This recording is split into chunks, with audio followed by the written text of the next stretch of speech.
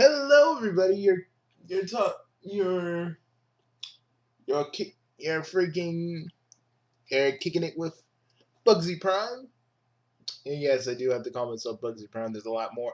There's more different versions of me, so now I gotta say Bugsy Prime. Or yeah, and also on Sakamaru and Val the narrator. Val, I didn't know you were gonna be a part of these. Well, I like the I like Archie Sonic much as you do. So yeah. How's how's how's the wife? She's fine. We're having a kid, you know.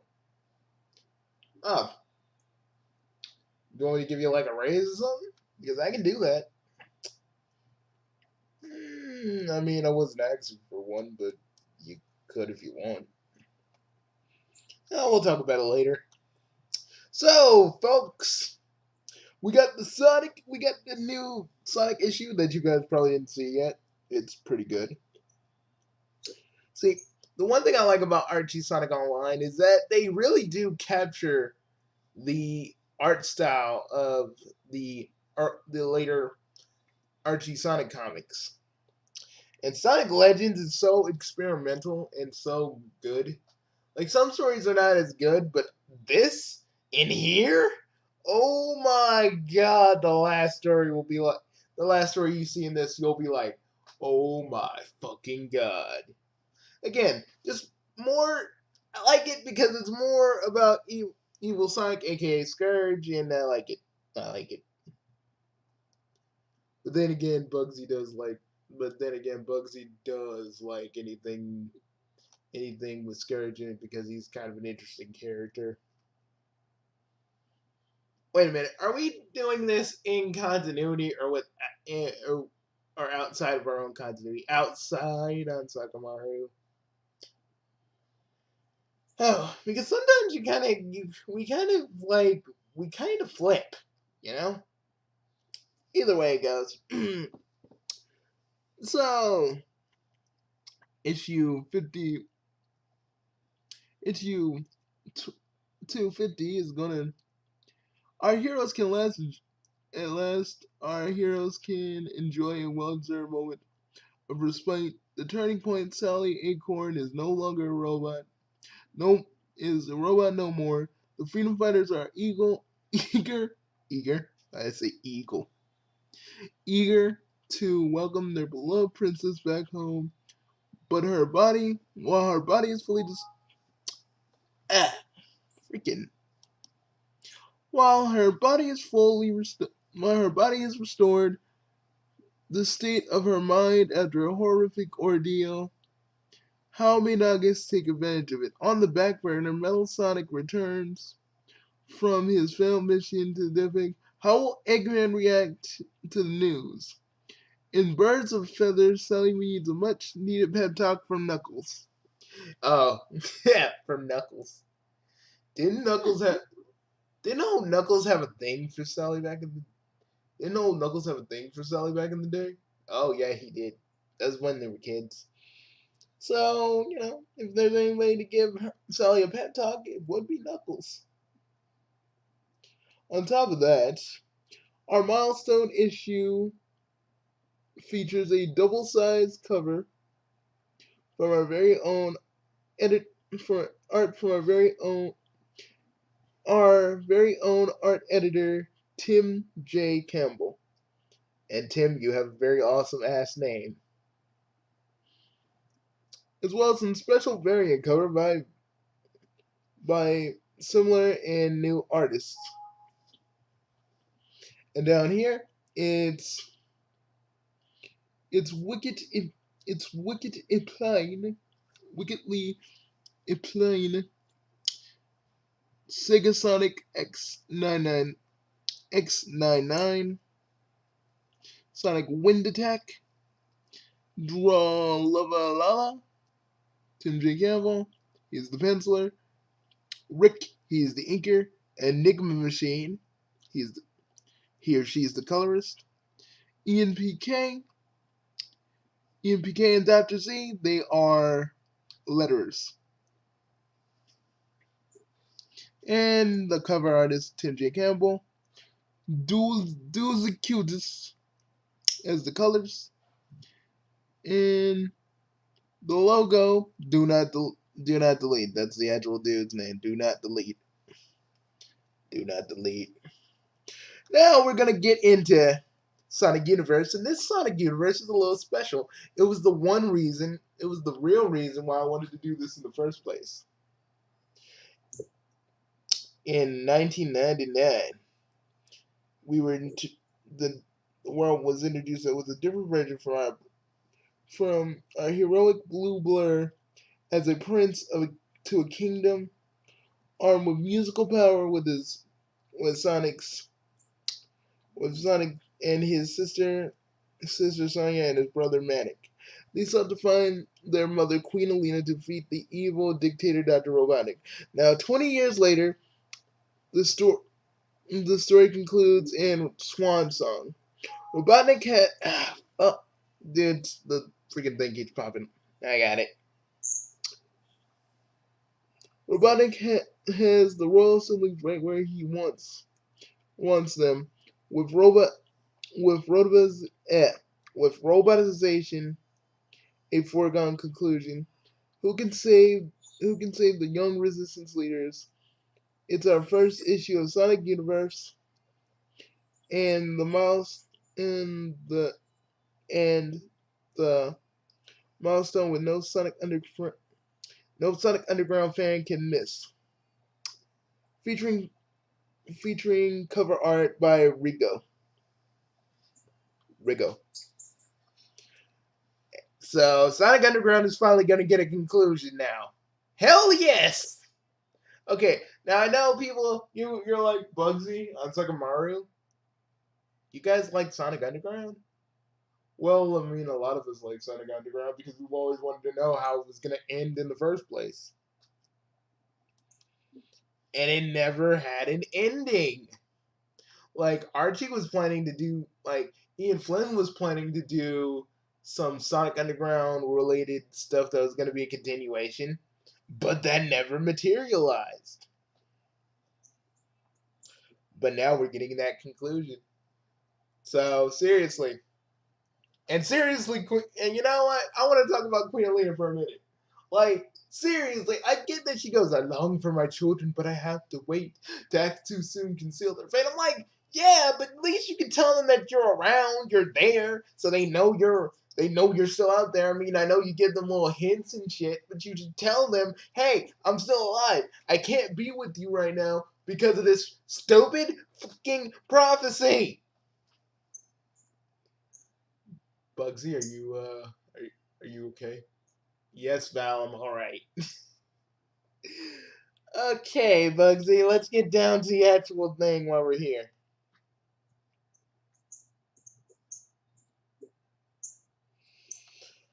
Okay, now for those of you that don't know, Knuckles' Endangered Species was a arc that they were doing in the Archie Sonic comics, but while the lawsuit was kind of picking up speed.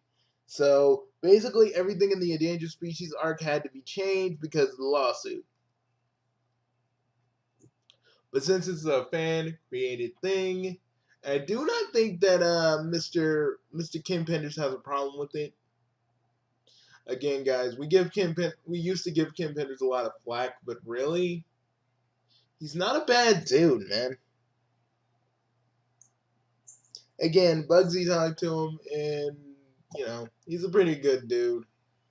Though we were kind of angry about a few other things, we did kind of blame him a little bit for the comics' actual kind of decline. But it's partially not. It's partially his fault, but Archie screwed him out of money, guys, and we could really sit here and talk about how bad Ian Flynn is. We could sit here and talk about how bad Kim Penders is, but literally, the man gave us Knuckles' backstory, his people, everything that made it interesting. And I know people go like, "Well, I don't understand this. This has akin to slavery and all this other stuff." Bugsy, do you have to use freaking Night of the Winds fucking videos as your reference point? Oh yes, I do, because he's like the average person that doesn't know anything about the Sonic comics. So yes, I'm using it as a reference point. But for us, you know, the fact that we get Knuckles actually having his tribe, his people, and they're there, unlike in the actual games where he just kind of died off and Knuckles is the only sole survivor. I always like Knuckles' background and the fact that he had people and the fact that he actually had a family. You know, the games Knuckles is just like the only one all by himself, and even still, when I played Sonic Adventure on my Dreamcast, Knuckles never goes like, "Hey, there are other echidnas here." When like Takal's taking him back to the past, he never like I mean, it's like before you go into the cutscene, it's true that you can interact with the other echidnas. You think Knuckles would want to know more about his past and more about the people who are not around anymore. You think he'd want to know more about his family, more about all this other stuff. And I know you guys are like, Sonic doesn't need a story. But yes, I feel like Knuckles fucking needs a background. God dang, Bugsy, do you have to get so angry? Sorry, Hansakamaro. Just sometimes I get mad about that. I know, man. But you can't just get mad at them. The people do not know. The people do not know anything about the Archie comics, and that's what you do. You educate them, or at least you try to. But hey, read it, my brother. This picks up where Sonic 2 243 left off. The red, long-awaited time in the spotlight, in the endangered species 2 part in captivity. The Dark Egg Legion, and I'm glad they call it the Dark Egg Legion. I mean, the Dark Egg Army is fine. It is serviceable, but I remember the Dark Egg Legion, okay? It sounds way more menacing. Prevailed over team fighters, and now Albion needs rescuing. Knuckles, Julie Sue, and Sulfron are up to the challenge. But as Nux battles a duplicate robot of himself, his guilt over his actions as Interjack and a greater threat looms on the horizon. The cover art from superb Sonic artists Droll of Alala and freaking Bugsy's favorite freaking artist, GGD. Why do you like GGD again? Because she made the Murder of Me comic. It's freaking amazing. But what about Sonic and Shadow and Silver being brothers? How you like? Do you actually enjoy that? I mean, eh, it's okay. I'm not really imposed by it. It's a different universe. I kind of like the way Murder Me is, so it's cool. But I'm glad that old Knuckles gets a time in the spotlight, and I feel like Thrash throwing every citizen of Knuckles' race into a fucking world, a a warp ring was the most biggest cop out in the world. Like we don't even Knuckles doesn't even get to say goodbye to Julie Sue or any of the other echidnas. At least they can just have him say goodbye to them. Or at least say like he'll find them and then and because of the whole soft reboot, he forgets them, which would make it even more tragic. And we'd even have Knuckles act like he does in the games where he's like, I should remember something. There was something important that I should remember. But we don't even get that.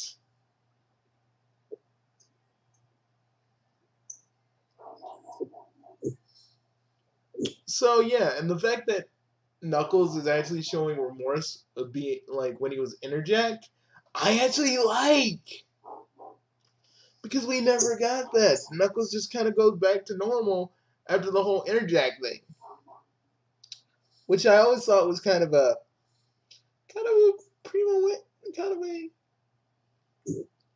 cop out for his own development because he did do a bunch of horrible things as Interjack. And I may have skimmed them during my last little history lesson for you guys, but he did a lot of bad shit.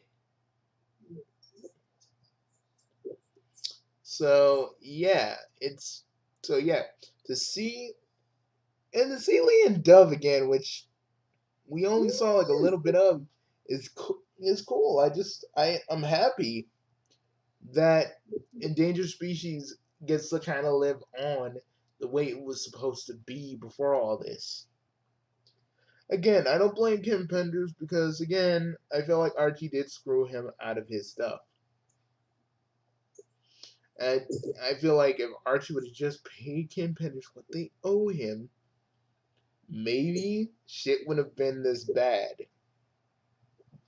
Hell, maybe we would have had the Sonic comic the way it is. Who knows? Personally, I can't wait for this. I can't wait for this. And I can't wait for this. Because now we actually go into Sally's mind how she felt. Because we did get little hints of that in the last issue. Again, like I said before in my review, Sally did say a whole bunch of fucked up things to Sonic and did a whole bunch of fucked up things while under the control of Eggman. So you can imagine how she feels hurting the people that she's always tried to protect. And Sonic, probably not really gonna say much, but he's dealing with his own demons too. We're gonna get a little bit closer into that. And remember, Antoine is still in a coma. I always have to remind people of that because even I'm forgetting that.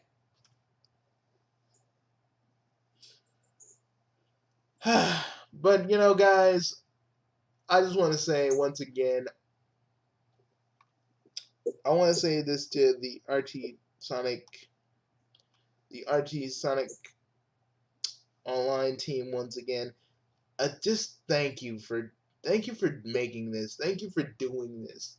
I know this thing doesn't give you any money or any kind of thing or whatever, but I'm glad you guys are making it in your spare time or whatever time you have, because honestly, I feel like it's better this way that Archie Sonic gets kind of continued. Because it needs to be continued. There's a lot of lingering plot threads and a lot of lingering stuff that never really got the full kind of. It never really blossomed into full story arcs because we got all these lingering plot threads and whatnot. And I feel like I'm glad that I'm sort of like the unofficial promoter because I want people to see a lot more of this. I want people to know that even though Archie Sonic may be gone, but with you guys, it's not gone. It's picking up right where it left off. And I'm glad that that's happening. I'm even glad that we got other things that are kind of picking everything up. Yeah, we got other things. We got other projects that are trying to pick up the Archie stuff too. And they're all important. You guys are important. You guys are important as the other artists that are the other creators that are trying to push Archie Sonic so it doesn't get forgotten. And it's something I try to do with my little Archie history series because I want to show people that Archie Sonic isn't weird or it's not this whole crazy thing because it kind of fits with Sonic. And if Sega really felt like it, they could literally adapt these stories. We always think that Archie owned mostly everything about the comic, when really Sega does, and they choose not to use it. And that always irked me as a freaking fan of Sonic, because we have all these primo fucking crisp stories that we could use. I mean, I like Sonic Boom and all, but Sonic, like, we could have had this be the second continuity of Sonic. And trust me, people say like, oh, but Bugsy, we don't know if Archie Sonic as a game would be that successful. Guys, we had people buying comics in droves before the freaking soft reboot happened. And they would have bought Archie Sonic games in the same kind of numbers. Well, at least I believe that. Well, I'm gonna go, guys. Remember, this has been Bugsy, I'm Sugamaru, and Val the narrator, telling you all, go check out Archie Sonic online. You guys will not be disappointed. And me, Bugsy, and Ansugamaru are waiting patiently for the next issue. Like Bugsy is like literally he's on their Twitter, he's on their Tumblr, so like if he sees anything, he's gonna tell all you guys and make one of his quick little reviews in the coming days when it's out. Yep. But join me again in a few minutes when we're gonna end this video. But join me again in a few minutes when we talk about Chris Chan, because oh my God, I have a few things to say about that. Bye, folks. And this is a new segment called What's Up with Archie Sonic Online. See you guys later. Bye, folks. Bye, guys. You're gonna see us again.